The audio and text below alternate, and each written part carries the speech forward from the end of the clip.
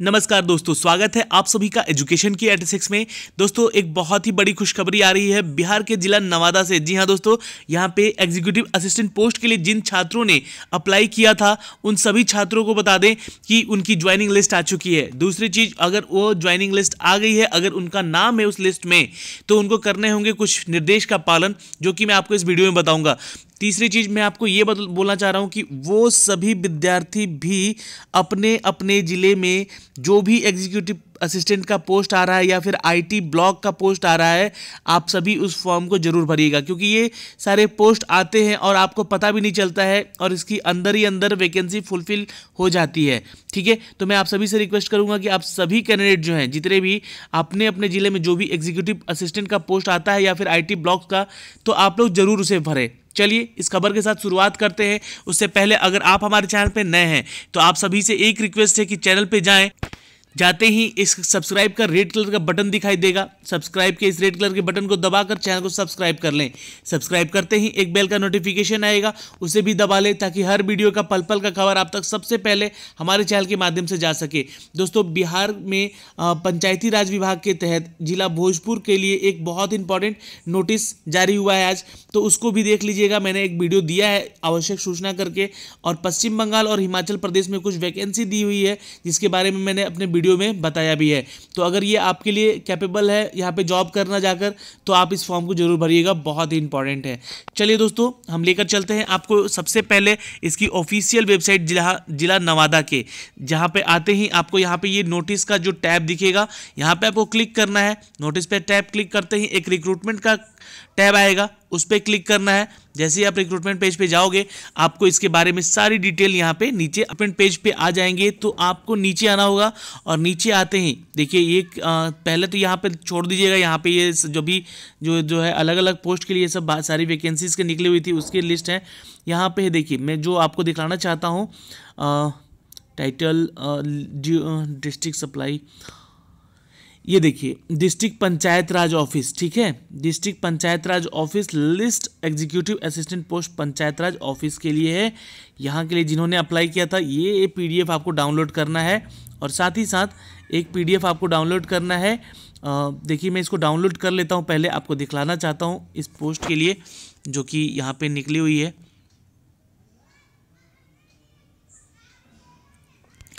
ये देखिए यहाँ पे कुल लगभग 200 कैंडिडेट, जी हाँ मैंने आपको बताया है शुरू में, लगभग 201, जी हाँ यहाँ पे 201 कैंडिडेट का सिलेक्शन हुआ है। आप लोगों को अपना नाम यहाँ पे देख लेना है, नाम के साथ जो कैटेगरी है उसे मैच कीजिएगा और फादर्स नेम को भी मैच कर लीजिएगा। ठीक है, और फिर उसके बाद आप लोग कमेंट कीजिएगा जिसका भी हुआ है। अब दूसरी चीज़ यहाँ पे ये है दोस्तों कि कुछ नियम और शर्तें रखी गई हैं यहाँ पे। ठीक है, अब नियम ये शर्तें क्या है कि ये जो आपका जॉब है ये तो संविदा के आधार पे है, 1 वर्ष के लिए यहाँ पे लिखा गया है। और दूसरी चीज़ जो कि इसकी आवश्यकता अनुसार, यानी कि अगर आपके यहाँ पे प्रोजेक्ट पे काम बढ़ा तो आपका जो संविदा है, जो यानी कि कॉन्ट्रैक्ट है, उसको बढ़ाया भी जा सकता है। ठीक है, अब देखिए दूसरी चीज़ क्या है यहाँ पे, योगदान के समय निम्न हार्डवेयर अनिवार्य से लाना चाहिए लोगों को। ठीक है, यहाँ पे आपको बताया गया है जिसका उपयोग इन्हें नियोजन में करना पड़ेगा। ठीक है, तो आपके पास अपना खुद का ये सब देखिए, ये सारे हार्डवेयर आपके पास होने चाहिए, यानी कि अगर आपके पास लैपटॉप है उनमें सारी चीज़ें डिवाइस जो हैं ये प्रस्तुत होने चाहिए। इसको एक बार ज़रूर देख लीजिएगा इसमें क्या क्या है।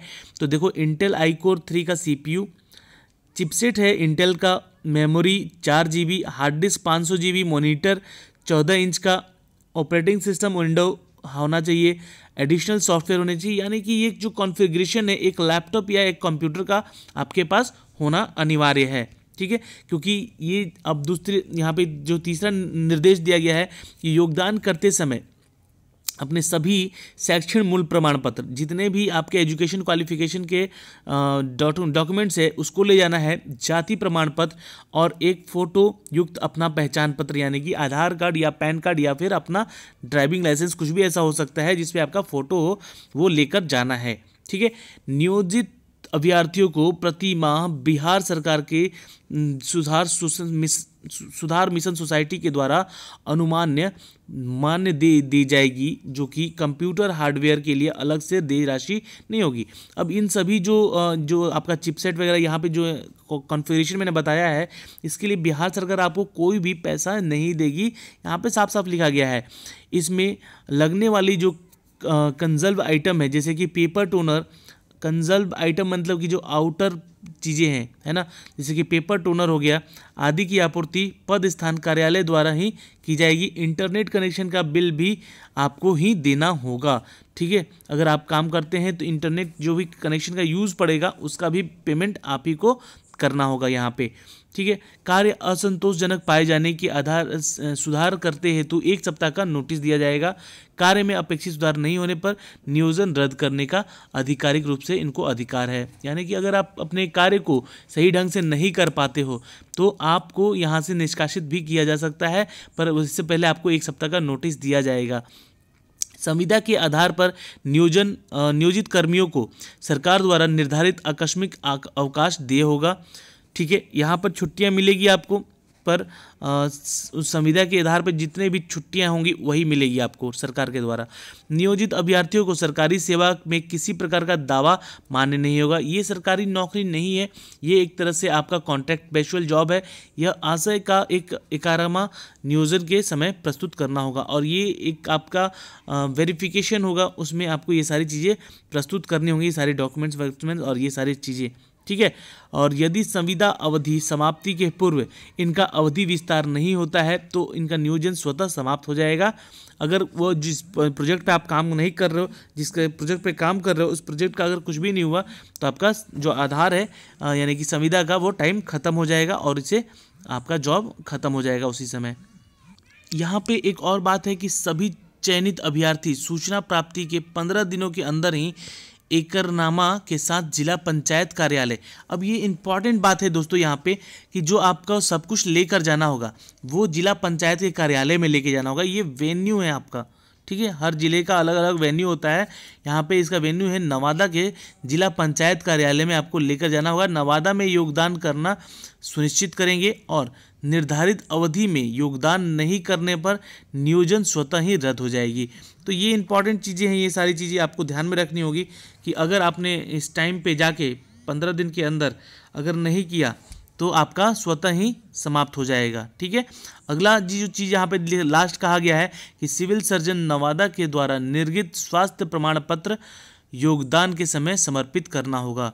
ये बहुत ही इंपॉर्टेंट चीज़ है। ये आपके लिए सिविल सर्जन के द्वारा, यानी कि किसी भी डॉक्टर, अगर मान लीजिए आप ज्वाइन वहाँ पे नहीं जा पाते हैं और वेरिफिकेशन मेडिकल लगाते हैं कुछ, तो वो आपका सिविल सर्जन का होना चाहिए। यहाँ पे साफ साफ लिखा गया है कि नवादा के द्वारा निर्गत स्वास्थ्य प्रमाण पत्र योगदान के समय भी लगाना होगा। आप मेडिकली फिट हैं इसके बारे में भी यहाँ पे इसको आपको मेडिकल सर्टिफिकेट भी लगाना होगा। और किसी कारणवश अगर नहीं जा पाए तो आपकी जो यहाँ पे ज्वाइनिंग है वो रद्द कर दी जाएगी। ठीक है, तो ये सारी चीज़ें हैं थी इस पूरे वीडियो में दोस्तों, आपको शेयर करना था। तो इन सभी कैंडिडेट का हुआ है, यहाँ पे लगभग 200 कैंडिडेट का यहाँ पे सिलेक्शन हुआ है। और आप देख सकते हैं ये आज की 11 जनवरी की खबर है। और आपको एक चीज़ और बताना चाहूँगा कि इसके पहले एक और है PDF, उससे भी डाउनलोड कर लीजिएगा क्योंकि इसमें भी सेम चीज़ें हैं पर 2 कैंडिडेट का नाम इसमें ऐड किया गया है। ठीक है, तो इन कैंडिडेट का मुकेश कुमार और राजकृष्णन जो है इनका नाम ऐड किया गया है, इसलिए इसको अलग से दे दिया गया है यहाँ पे। तो ये 2 विद्यार्थी भी हैं, तो इनको बाकी सारा का सारा चीज़ यहाँ पे सेम चीज़ लिखा गया है जो कि मैंने अभी आपको बताया है। ठीक है दोस्तों, तो चलिए, मुझे लगता है कि सारी दी गई जानकारी जो है आपको समझ में आ गई होगी। और कोई भी प्रॉब्लम होता है तो आप लोग कमेंट करके नीचे कमेंट बॉक्स में हमसे बातें कर सकते हैं, पूछ सकते हैं। चलिए, आज के लिए इतना ही था। हमारे साथ यहाँ बने रहने के लिए आपका धन्यवाद।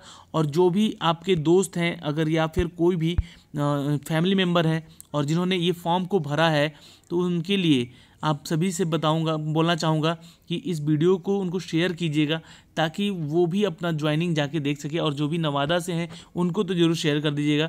और आपके भी ज़िले में जो इस ज़िले से नहीं है, ज़िला नवादा से, उनके भी ज़िले में ये सारी वैकेंसी जो है निकल रही हैं, तो थोड़ा सा ध्यान दीजिएगा। अपने ज़िले का वेबसाइट चेक करते रहिएगा और आप भी संविदा के आधार पे एटलीस्ट जॉब ज्वाइन कर सकते हैं।